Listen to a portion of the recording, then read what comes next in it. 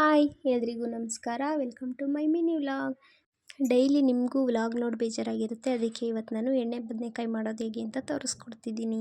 ನಾನಿಲ್ಲಿ ಕಡಲೆ ಬೀಜ, ಒಣಮೆಣ್ಸಿಕಾಯಿ, ಬೆಳ್ಳುಳ್ಳಿ, ಜೀರಿಗೆ, ಕೊತ್ತಂಬರಿ ಕಾಳು, ಬಿಳಿ ಎಳ್ಳು ತೊಗೊಂಡಿದ್ದೀನಿ. ಸಣ್ಣದಾಗಿ ಹೆಚ್ಚಿರೋ ಈರುಳ್ಳಿ, ಕಾಯಿ ತುರಿ, ಸ್ವಲ್ಪ ಹುಣಸೆ ರಸ, ಕಲರ್ಗೆ ಅರಿಶಿನ, ರುಚಿಗೆ ತಕ್ಕಷ್ಟು ಉಪ್ಪು. ಮೇಯ್ನು 1ರಲ್ಲಿ 4 ಭಾಗ ಮಾಡಿರೋ ಬದನೆಕಾಯಿ.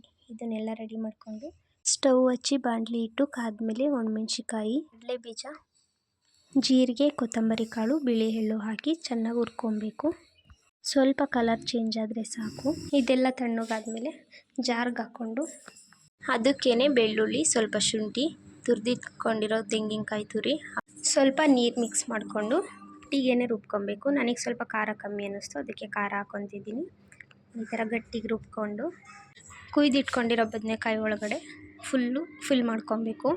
ಇಲ್ಲಿ ಆ ಮಸಾಲೆಗೆ ಉಪ್ಪು ಹಾಕೋದು ಮರ್ತೋಗ್ಬಿಟ್ಟಿದ್ದೀನಿ. ಫಸ್ಟ್ ಟೈಮ್ ಮಾಡ್ತಿರೋದಲ್ವ, ಅದರಿಂದ ನಾನಿಲ್ಲಿ 7 ಬದನೆಕಾಯಿ ತೊಗೊಂಡಿದ್ದೆ. ಅಷ್ಟಕ್ಕೂ ಈ ಥರ ಫಿಲ್ ಮಾಡಿ ಸೈಡ್ಗೆ ಒಂದು 10 ನಿಮಿಷ ಎತ್ತಿಟ್ಕೊಬೇಕು. ಅದೆಲ್ಲ ಎಣ್ಣೆಕಾಯಿಗೆ ಅಬ್ಸರ್ವ್ ಆಗಬೇಕು.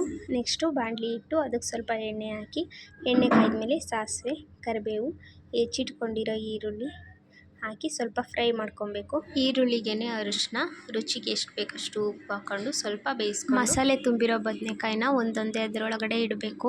ಬಿಟ್ಟು ಬಾಣಲಿನ ಕ್ಲೋಸ್ ಮಾಡಿ ಒಂದು 5 ನಿಮಿಷ ಬೇಯಿಸ್ಕೊಬೇಕು. ಲೋ ಫ್ಲೇಮಲ್ಲಿ ಇಟ್ಟು ಬೇಯಿಸಿದರೆ ನೀಟಾಗಿ ಬೇಯುತ್ತೆ. ಹೀಗೇನೆ 2 ಸೈಡ್ ತಿರುಗಿಸಿ ಬೇಯಿಸಿದರೆ ಆಯಿತು.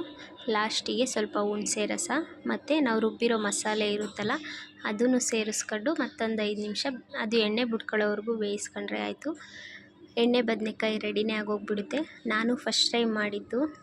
ಯಾವ ಥರ ಬಂದಿದೆ ಹೇಳಿ, ನೀವು ಟ್ರೈ ಮಾಡಿ. ಇಷ್ಟ ಆದರೆ ಲೈಕ್ ಮಾಡಿ, ಯಾವ ಥರ ಇದೆ ಅಂತ ಕಮೆಂಟ್ ಮಾಡಿ. ಬಾಯ್.